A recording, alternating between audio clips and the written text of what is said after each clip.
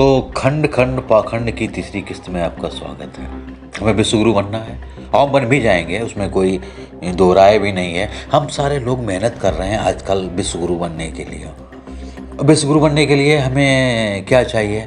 हमारे बच्चे तिलक लगा के, पारंपरिक परिधान पहन के, राधा कृष्ण सीताराम जो भी हमारे देवी देवता हैं 33 कोटि के, उनका उच्चारण करें, वेद पुराण पढ़ें। स्कूल नहीं जाए, स्कूल जाना कोई बड़ी बात भी नहीं है। हमें विज्ञान साइंस और इतिहास भूगोल ये कोई बेमतलब की चीज़ें हैं। ये विश्वगुरु बनने में इनका कोई योगदान होता भी नहीं, ना है भी नहीं। हमें तो सिर्फ अपने सनातन चीज़ों को आगे बढ़ाना है।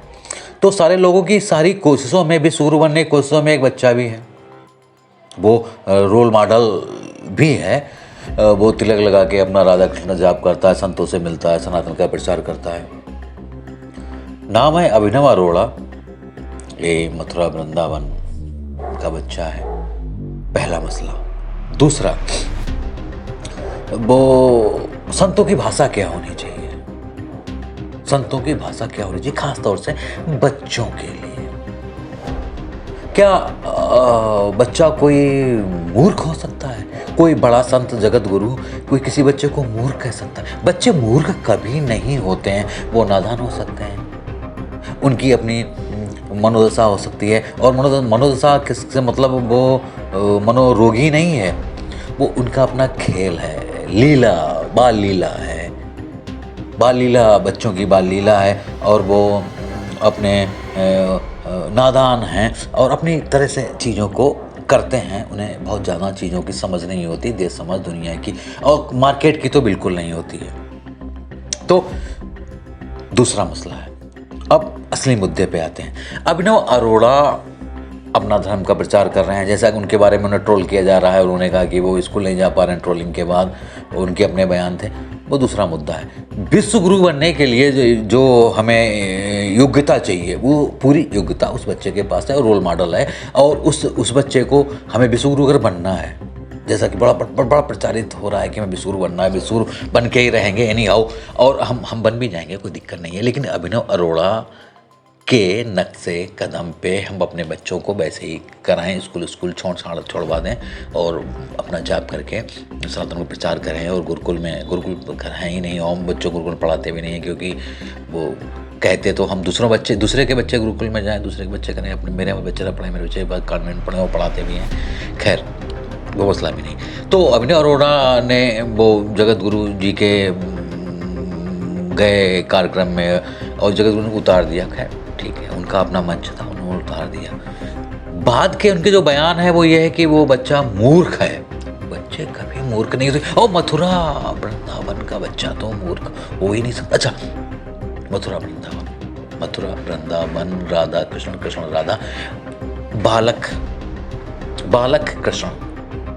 अच्छा, कृष्ण को क्या जरूरत थी माखन चुराने की? वो लीला कर रहे थे ना।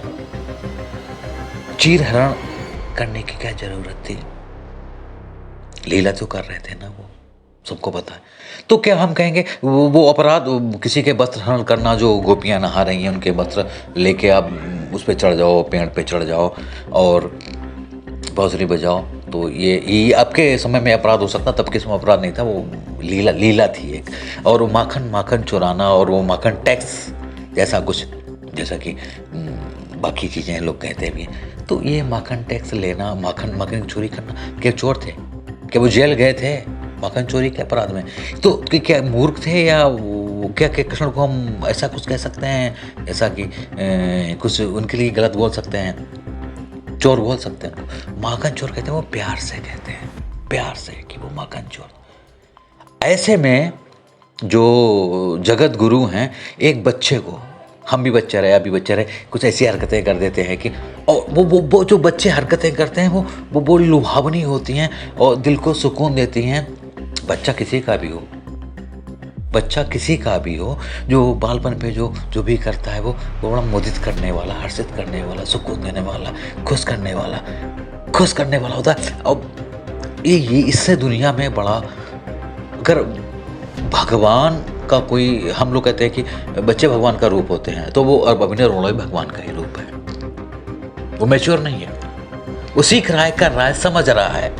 तो वो मूर्ख नहीं है। और संतों की भाषा तो ये कतई नहीं होनी चाहिए, क्योंकि बच्चा मूर्ख हो सकता है, बच्चा नादान हो सकता है, बच्चा तो बच्चा ही है यार।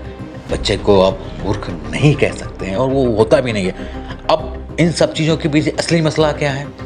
दुकानदारी का भैया है कि वो कोई मेरे आसपास में छोटी वोटी दुकान नहीं खोलनी चाहिए, हमारी बड़ी दुकान है, मेरा शोरूम है, मेरा वो इतने सारे लोग हैं और वो चमक दमक है, तो कोई पड़ोस में कोई नई दुकान ना खोले भैया। नई दुकान खोलेगा, कल को वो बड़ी दुकान खोल लेगा तो हमारी दुकान का क्या होगा? हमारी दुकान का क्या होगा? और जो हमारे उत्तराधिकारी हैं, जिन्हें हमें अपनी सत्ता, धार्मिक सत्ता सौंपनी है, जिन्हें वो अगर ये बच्चा ऊपर चला गया, फिर हमारी धार्मिक सत्ता का क्या होगा? ढह जाएगी। फिर हम क्या करेंगे भैया? हम क्या करेंगे? मेरा क्या होगा? ये संकट सत्ताओं का है। और अगर हम विश्वगुरु नहीं बन पा रहे हैं, अगर हम बट रहे हैं, अपनी अपनी चीज़ों के एजेंडे चला रहे हैं भैया, तो फिर विश्वगुरु बनना तो संकट ही। अगर विश्वगुरु बनना है तो भैया अभिनव अरोड़ा को समझना ही पड़ेगा। ठीक है, मिलते हैं अगली किस्त में।